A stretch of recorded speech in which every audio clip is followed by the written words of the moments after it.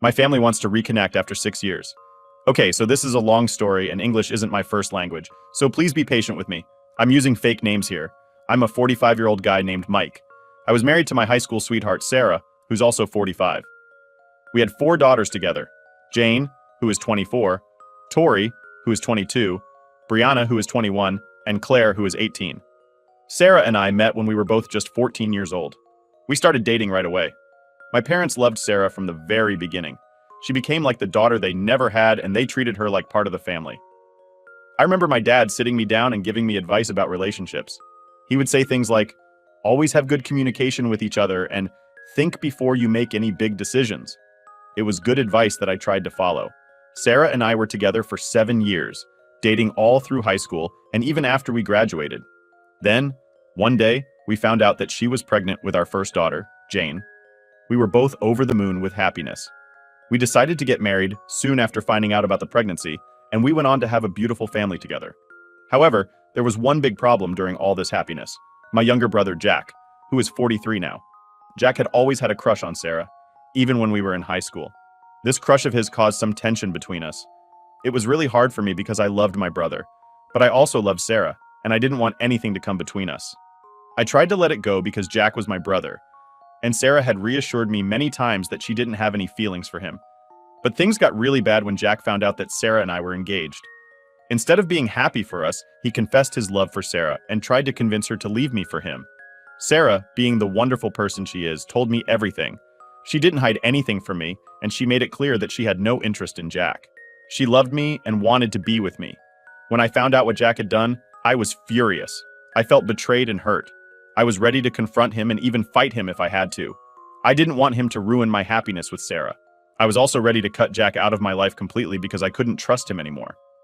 But Sarah, being the peacemaker, asked me not to do anything rash. She didn't want to see our family torn apart because of Jack's actions. So I listened to Sarah and tried to move past it. It was really hard, but I wanted to do what was best for our family. Over the years, Sarah and I focused on raising our daughters and building a life together. We faced many challenges, but we always stuck together and supported each other through everything. It took a lot of convincing from Sarah, my parents, my dad, who's 68, and my mom, who's 66, to stop me from cutting my brother, Jack, out of my life. My marriage with Sarah was amazing. Like any other couple, we had our ups and downs, but I wouldn't change anything about it. We were a passionate couple who loved each other and our children more than anything. My relationship with Jack got better after the incident, and I truly believed he had gotten over his crush on Sarah. But I was wrong. Jack still had a crush on Sarah and was planning to break us up. One day, more than 6 years ago, I came home after being away for a week because of work. When I walked in, I found my daughters, my wife, and my brother all in the living room. Sarah and my daughters were crying, and when they saw me, they started screaming at me. Sarah looked at me and asked, "How could you do this to me?" I was confused and asked what she meant. She said, "Cheating." I was shocked. In the 25 years we'd been together, I had never cheated on her. I asked what made her think I had cheated, and she showed me some pictures and texts that supposedly proved I had cheated with a coworker. I asked her where she got this information. My brother Jack jumped in and said that this coworker, who was also his friend, had confessed to him and sent him the proof. I started crying and begged Sarah to believe me. I told her that this was all Jack's doing, but she didn't believe me. She slapped me in the face and kicked me out of the house. Before I left, I was heartbroken and didn't know what to do. I couldn't believe Jack would go this far to try to break up my family. I had to leave, but I was determined to prove my innocence and get my family back. Jane and Tori called me all kinds of hurtful names. The one that hurt the most was when they said, "You are a disgrace to our family." I tried for a long time to make Sarah and the girls see reason. I wanted them to understand that I would never cheat on them. But sadly, it was all in vain. My parents disowned me, and my dad said that if I were a real man, I would make the divorce easy and quick before the end of the year. Eventually, Sarah and I got divorced, and my daughters didn't want to see me anymore. At the beginning of 2017, Sarah married Jack. My daughters sent me a message saying they hated me and didn't want anything to do with me. They said they had a new father figure in their lives now. It was incredibly hard, but with a lot of therapy, I learned to move on. I always held hope that my family would find out the truth, but I learned to live with the possibility that they never would. 5 years went by without any contact with anyone from my family. Then a few days ago, I received a call from an unknown number. When I picked up, I said, "Hello, who is this?" And I heard sobs from the other side. It was my mom. She said that they were sorry and wanted to meet with me. I asked why, and my mom said that my family had found out the truth about everything, but she said this was a matter to be discussed in person. I told my mom that when or if I felt ready to meet them, I would call her. I didn't want to be contacted by anyone until I said something back. She told me she understood and that she missed me. We said our goodbyes, but to be honest, I still don't know what I should do. Now, for the top of comments before reading the update, I'm so sorry. There was a similar post where the sister dragged her, then accused her of cheating Iran to her engagement, and her family kicked her out. It's amazing the lengths the people will go to because of jealousy. What your brother did was evil. If there really is proof of what he did, I hope he can be sued for emotional distress and parental alienation. I can't imagine the damage he's done to your daughters. I would also have your daughter's DNA tested in case there's more to this than just a setup by your brother. I can't imagine how devastating this whole ordeal must have been for you.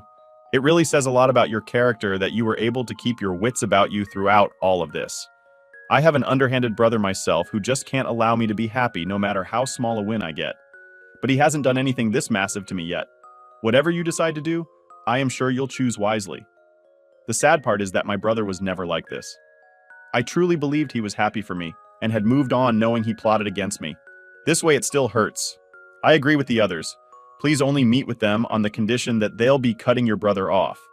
I'm sorry you were framed like this. It takes a certain kind of evilness and jealousy to do this to a family member. Whether or not you decide to meet with them should be entirely up to you. Whatever the case, I hope you're able to find closure at least and heal from this. Wow. I think if it was me, I wouldn't go back. I wouldn't choose a family. They didn't choose me. And if my husband got married and if my sister, I wouldn't even want to touch him anymore. The fact that she really knew he had a crush on her but still chose to believe him instead of you just shows how little trust and love she had for you to just throw it away like that and not even marry out of the family. But in the family with the initial brother who tried to tell her to leave before the wedding. Is she stupid? Can't be that naive, right? I'm sorry you're going through this. All the best and hoping for an update. And now for the updates. Update 1. A few people have asked me for an update, so here it is. So I arrived at my parents' Saturday morning and rang the door and my mom opened. She started crying and hugged me. It was a bit awkward for me. My dad gave me a handshake and I got in. My mom started trying to make small talk. She asked me how I was. She then commented that I looked way better and that I lost weight. I replied, "When you're depressed, you forget to eat." I then asked how they found out. My mom said that Jack was drunk and had an argument with Sarah and something like, "I didn't plan all this so that I would take your shit." Sarah then forced him to confess. Sarah: My daughters wanted to contact me, but my mom said it would be better if it just was her that contacted me. I started laughing. My dad was a little mad and asked me, "What's so funny?" I said that my brother probably spent years trying to separate me and Sarah, and it all blew up. All I had to do was be quiet, and he could continue with his beautiful life. I then asked my parents if they could imagine how would their lives be if they and Sarah didn't try to convince to forgive my brother after he tried to convince Sarah to run with him. My dad started crying. It was the first time in my 45 years of life that I'd seen my old man crying. He started to apologize, saying he was an awful father, but that he, my mom, Sarah, my daughters, were all sorry I was not able to cry. And I told them that I would love to reconcile, but it would take time. My mom asked me if she could give the green light to Sarah to contact me, and I said yes. He then asked more about my life as they wanted to know how I was doing. Overall, it was better than I expected. The next day, Sarah sent me a message and asked me if she could call me. I replied a few hours later that she could not. Even 5 minutes later, she called me. She asked me how I was. I told her that given the circumstances, it could be worse. I asked how she and her daughters were, and she said that they're not so good. After my brother confessed, Sarah, my daughters felt remorseful and kicked my brother out. I answer a few questions. Why did she marry Jack so quickly? And how come she didn't believe me? She started crying. She said that during and after our divorce, my brother had been her rock. Sarah said that they eventually started dating, and they got married because. And I was shocked to hear this. She got pregnant. I was taken aback when I heard it. I asked if she could repeat it, and she did. I told her that I needed time. I warned that the chances of us getting back together are not looking good, and I didn't want her to have false hopes. She cried a bit more, but said that she understood. She ended the conversation with, "I love you. I just said goodbye." Update 2. My mom was the bridge of communication between me and my daughters. I messaged her that I wanted to meet my daughters in a public place, and she recommended a park. And we met yesterday. When I got there, my daughters had already arrived. I only had a few seconds to process seeing them for the first time in more than half of a decade. Because Jane, my 24-year-old, jumped on me. She was crying and kept saying she was sorry and asked me to. Don't hate them. We stayed, hugged for a few minutes. It seemed like she didn't want to let me go. It took Claire, my 18-year-old, to take Jane off of me. Tori, my 22-year-old, asked me how I was. I looked at her for a few seconds. I still was surprised to see how much she had grown in the last few years. But I also kind of saw the last 6 years flashing through my eyes. For a while after the divorce, I just looked at pictures of me, Sarah, and the girls together, and remembering the good old days, and started wondering if living was still worth it. After a few seconds, I told Tori that I had gotten a cat. I said that he was a great cat, my best friend, and if it wasn't for him, I wouldn't be here speaking to her. As soon as I said this, all my daughters started crying. I was looking at them, crying on the inside but somehow still able to maintain my posture. They all said that they were sorry for not believing me and begged me to forgive them. I told them that I loved them more than anything, but it would take me time to truly forgive them, and that they would have to show me by their actions and not their words how sorry they were. I noticed Jane was wearing a ring. I asked her about it. She told me that she had gotten married to her longtime boyfriend 2 years ago. At this point, I was about to burst into tears knowing that I had missed my daughter's wedding. I just asked if he walked down the aisle, and she quietly said yes. I just couldn't do it anymore and started crying my heart out. I had to sit down that a hole stole everything that I held dear and robbed me of one of the moments I was longing the most for walking my daughter down the aisle. I was ugly, crying, and I could tell that Jane was sad as well. I told her that I would get over it and not to worry about it. She just hugged me again silently. We stayed like that for what seemed a long time. After we broke off the hug, Jane said that she was sorry, once again. I told my daughters that I needed a few days, but I would love to go on family therapy with them, and they agreed. Me and my daughters are catching up about each other's lives, and it felt good to have a normal conversation with them. They gave me their phone numbers. We sent her goodbyes, and I hugged every single one of them tightly, for a long time. Update 3. I would like to start by thanking everyone for their support. A user has been messaging me, and his input on my situation has been very helpful. I explained to him that Jack was always praised by our parents due to his grades and was somewhat always competitive. This user believed that my brother could be a narcissist and saw Sarah and my daughters as trophies. Me and my daughters attended therapy last Saturday. I got in first and explained to the therapist my concerns about Jack being a narcissist. She told me my concerns could be right, but it was not certain. My therapy session was a bit emotional, but good. I started by explaining how I felt during all this time, how many nights I cried missing Sarah and the girls, how I had nightmares, and how hard it all was for me. My daughters did talk, but it was not easy to understand their words. They were crying the whole time, and it got worse as time went by to the point that I had to calm them down and reassure that I was not mad at them. The session ended, and we will attend our second session next Friday. Although I still don't know what will happen, I'm hopeful I can rebuild my relationship with my girls. I also had dinner with my daughters on Tuesday. It went good, and they had the chance to meet my cat, and they brought a copy of pictures of us. It was a nice gift. Story 2. Wife, she added while on work trip. I never expected this from her. My wife, 39, female, and I, 43, male, have been together for 11 years, married for 6. We have a toddler. 5 days ago, I learned of a month-long EEA between my wife and a coworker of hers, and that they had spent time in her hotel room while on a work trip 2 weeks prior. And that time together included a good amount of kissing. I learned this by the affair. Partners' wives, mother, the affair partners. Mother-in-law messaging me on Facebook with 15 screenshots of their Instagram conversation that occurred during that work trip, including comments between the two of them reminiscing about their chair time, along with loads of kissy face emojis and other flirtatious banter. When I read the mother-in-law's initial Facebook message, I was shaking, heart-racing, tunnel-visioned. My wife was upstairs, so when she came down, I immediately asked if anything happened during the work trip that I should know about. I learned here that the term is known as trickle truth. Denials of anything that happened was the response. Eventually, after 10 minutes, she finally admitted to getting drunk at the hotel bar and making out with him in her room. I asked her point blank if she slept with him, or if anything sexual happened. Her response was a resounding no. She proceeded to tell me that there was no sexual touching, no hands-up shirts, no parts exposed, no feeling up, no erections felt, just kissing for an extended period of time while sitting in a chair. This is what she's told me multiple times. Well, it started at the doorway with him initiating. Then they went to the chair. She ended up getting sick and spent time on the floor, bathroom, and on the bed, while he lay on the other side of the king-size bed until 6:30 a.m. the next night on their work trip in a different town. It was a two-night thing. He spent time in her hotel room until 10 p.m. or so. The text message there was him asking if she could use company, and her response was something like, "You can join," and she was watching TV. Some kissing also occurred that night while she was sober. My wife has had an alcohol problem for many years and had been sober for almost 6 years before this work trip. She and I had a discussion about her desire to bring alcohol back into her life on a very limited basis during date nights or going away with me. Also included discussion about her having beverages with her work peers when they go on these quarterly trips. I obviously disagreed with the suggestion, as did almost everyone in the alcoholism sub, but she did it anyway.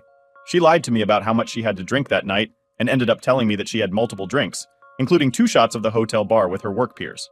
So after 6 years, this is the first time that she was drunk. And then, this happens. Back to the EA, I learned that the flirting banter and whatever else has been going on since early October, so I'm told. I asked my wife why she did what she did. If, as she says, our marriage is solid, and yeah, it is. We have a child together. We don't really argue about anything, and we have a good home life. Our intimacy has dwindled since having her child 2 years ago. But the bedroom isn't dead, after some time for her to really think about her actions. The response that I got was that it was the excitement, the newness, and the feeling of being desired along with him just being a great work friend. After more deeper discussions around this line of thinking, she mentioned that it likely would never have gotten sexual. I had asked multiple times how far this would have gone if I and the AP spouse had not learned of this. She concluded that what she enjoyed from it was having him crawl out of his skin, as she puts it, basically obtaining some pleasure over being desirable and wanted. That would likely never resolved by a sexual relationship. She explained to me repeatedly that she does not feel any romantic or intimate feelings for this guy and that it just happened. She admitted it was selfish and wrong. I told her what hurt me the most was the betrayal and the secrecy. I had so much anxiety and lost sleep when she went on her work trip because of her flawed relationship with alcohol. And little did I know that that was the least of my worries. "You just have to trust me, babe," was a text that I was sent the morning after. When I asked her about how much she had to drink the previous night, I never would have expected her to do this, though. Regarding the affair partner and his wife, I learned that this isn't the first time he's done this in his 7 years of marriage, and that she did go through his Instagram chats on another device. Actually seeing the combos live as they occurred, because she had an inkling something would happen while he was away for his work trip. I've been in contact with her through text, and she has a very pleasant but hurt woman who will likely file for divorce. It's obvious, though, that he just doesn't care what hurt he causes her, or what he has allowed to cause others. So for me, I have very conflicting feelings about her short-lived affair, and what may come out of this. Since the D-Day, I felt extreme hurt, then anger, then forgiving, then anger again. And at times when I feel fine, I'm afraid I'm coming off as a pushover for showing my wife that she can get away with this again. There will be traveling again come January, and I don't know what to do about that. Anyway, this incident has triggered some real deep and open discussions with my wife about desire, intimacy, and what she and I want. It first started with me trying to understand what she was seeking or what she felt was missing from her life, and if there was anything we could do together to bring some excitement or feeling of newness into our marriage without the secrecy and betrayal. We aren't explicitly talking about opening the marriage, but she has expressed that she would be fine and would encourage me to have a person at work I could banter with and potentially kiss. I don't know. It's weird to me right now. Is this her way of giving me a pass? Or even saying that she wants an open marriage but doesn't want to really admit it yet to me? Or herself? Divorce right now is not on the table. And I know an open marriage with boundaries of some sort really isn't the best solution for something like this. And I realize that shouldn't even be discussed or even considered unless the marriage is truly solid. Thanks for reading my disorganized thoughts. Your input is welcome. Now for some additional comments. She's offering you a pass because they definitely had sex and probably have been in full-blown affair for much longer than just that trip. Open marriages that open because of infidelity do not work. You need to stand up for yourself and set boundaries in place for how recovery should take place. There is 0% chance that this is just an emotional affair and some kissing. Don't kid yourself. You don't have a month-long affair as adults and not sleep together, let alone when you're on a work trip. Her getting sick is as believable as other cheaters, saying the guy couldn't get it up, or that they realized what was going on moments before that they had sex, etc. She's telling you the bare minimum and sugarcoating the truth. It's obvious you're just too invested to see it. It's probably why she's suggesting an open relationship. She probably feels guilty and thinks this would lessen her betrayal. Leaving is easier if you stay together. Don't open things up. It's nearly as bad as having a baby to save the marriage. Sure, you'll get a confidence boost, But the problem was never with other women. It's her. Eventually, after 10 minutes, she finally admitted to getting drunk at the hotel bar and making out with him in her room. I asked her point blank if she slept with him or if anything sexual happened. The response was a resounding no. She proceeded to tell me that there was no sexual touching, no hands up shirts, no parts exposed, no feeling up, no erections felt, just kissing for an extended period of time while sitting in a chair. Teenagers kiss, adults screw, especially with a serial cheater. Involve the affair partner, multiple affairs according to his boss, and he's going to be satisfied with just kissing. Highly doubtful. I'd bet real money. The trickle of truth isn't exhausted. We aren't explicitly talking about opening the marriage, but she has expressed that she would be fine and would encourage me to have a person at work I could banter with and potentially kiss. I don't know. It's weird to me right now. Is this her way of giving me a pass, or even saying that she wants an open marriage but doesn't want to really admit it yet to me or herself? This is her hoping that you take up the offer to sewage, her guilt for already doing so. It also further confirms to me that they had sex. Check your cell phone records to find out the frequency which they communicated over voice and text. Those records can't be faked or deleted, but you won't get content. I'd be very surprised if it isn't much greater than she's admitting to. Story 3. Am I the a-hole for refusing to help my wife's family anymore? I, 34M, got married 9 years ago to my wife Jessica, 33F.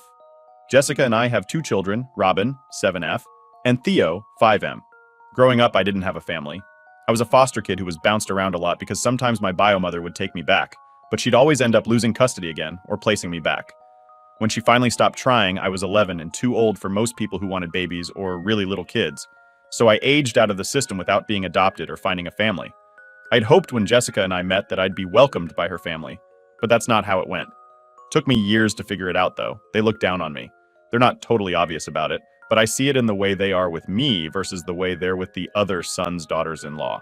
Like asking them about Christmas plans, but saying they didn't expect us to do anything else because I don't have a family. Or asking about the others' jobs and promotions, but never me. Then acting so shocked both times Jessica or I mentioned I was promoted. There was a time when my CIL mentioned a foster kid who won a scholarship to college, and it made it into the local news. The whole family's reaction was, "Oh wow, a foster kid making it to college is so unexpected." And Jessica pointed out I went to college.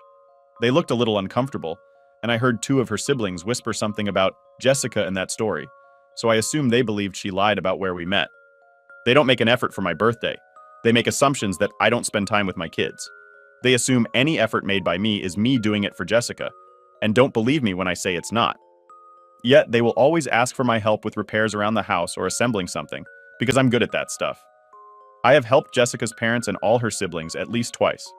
Once I realized, with help from therapy, that they really didn't like me and seemed to think less of me for being a foster kid, I did that stuff for Jessica and not for them.